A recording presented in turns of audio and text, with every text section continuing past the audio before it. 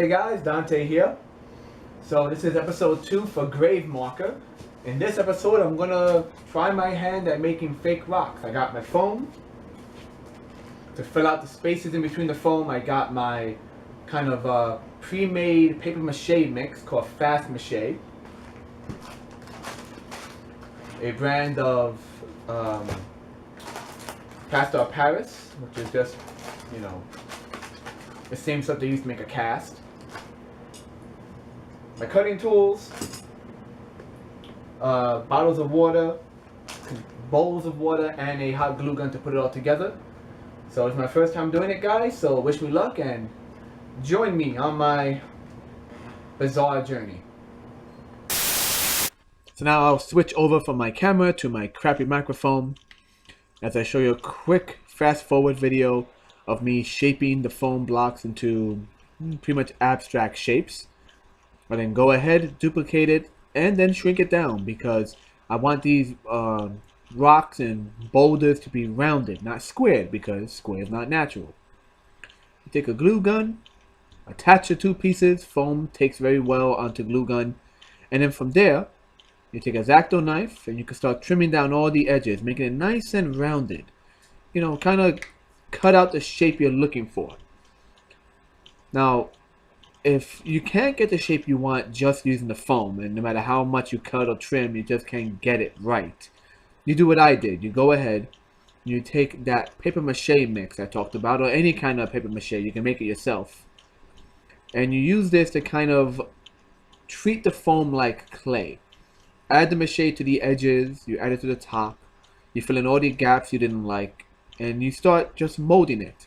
Get it nice and wet, sculpt it out, and just keep on building and building on top of what you already have. It's a nice mixed media project. And then while the paper mache is still wet, you take your plaster of Paris and start wrapping the entire thing together.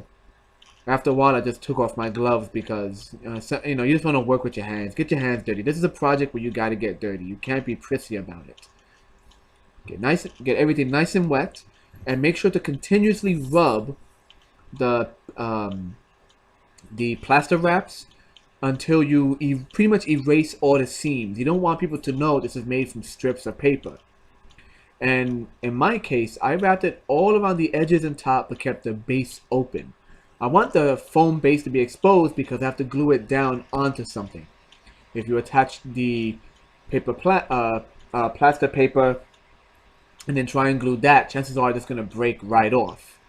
So, like I said, wrap it around, make sure it's stuck nice and tight, get it nice and wet, and just build, build, build. Make it natural. Make it feel natural.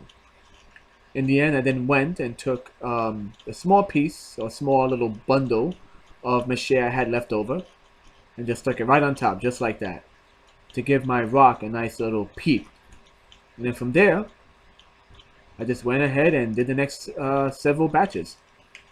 Once again, cut your foam up, use up all the foam you have, which is good because it forces you to come up with weird shapes, like in this case the nice rounded indent I have here. Once again, trim it down. Rinse and repeat all the way through. In this case, you saw me attach pieces of the foam that I had trimmed earlier onto the foam blocks. So don't let anything go to waste. Let everything just come together nice and neat. And I rest each piece on top of a piece of paper to dry, because anywhere else and it would just get stuck. There were the extra pieces I talked about.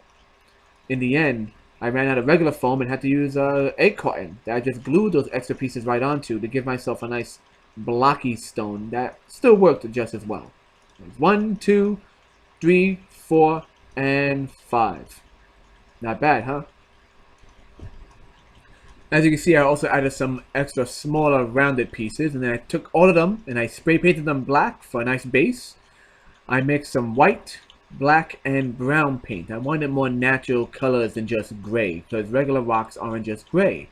They come in different hues, they come in shades of brown and even shades of green. So to get it more naturally, I just took some acrylic paint and just mixed it up.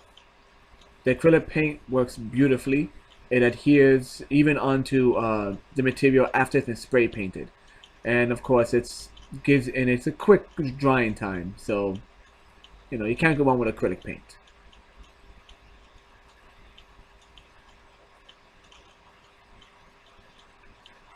These smaller pieces, by the way, were actually made from the individual shells from the egg carton. I decided to see if I could come up with some else now, some nice rounded rocks, like the ones you would see David and Goliath fight with, and they make up for any kind of small gaps you may have to fill in. As you can see, the base is exposed, and there's some paint around the edges, but in the end, it's still pretty much bare bones, so the glue can adhere to it very nicely. So here we are, all the pieces so far beginning to dry. You can see how the brown really helped mix up the color well.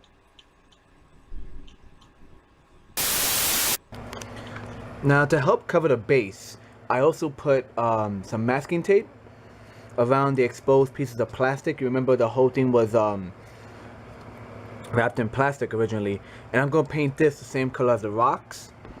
That way when the rocks are rounded, it helps it hide a lot better.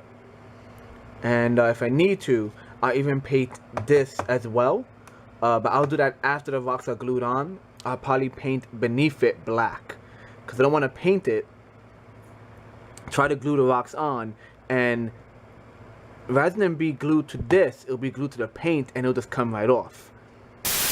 Hey guys, we're back for the final part. I got this basically liquid nail, rather than caulking material. I found liquid nail, which is quite nice. I'm going to use it to attach the rocks, but first things first, we are going to attach this piece of cloth all around the base. That way it will help hide this plastic frame right here.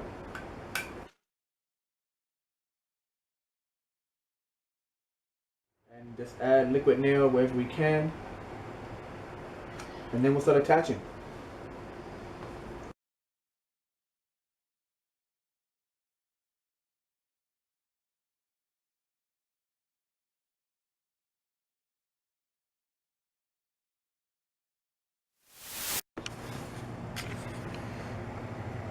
As you can see, I might need to make some smaller miscellaneous rocks to fill up the gaps in between.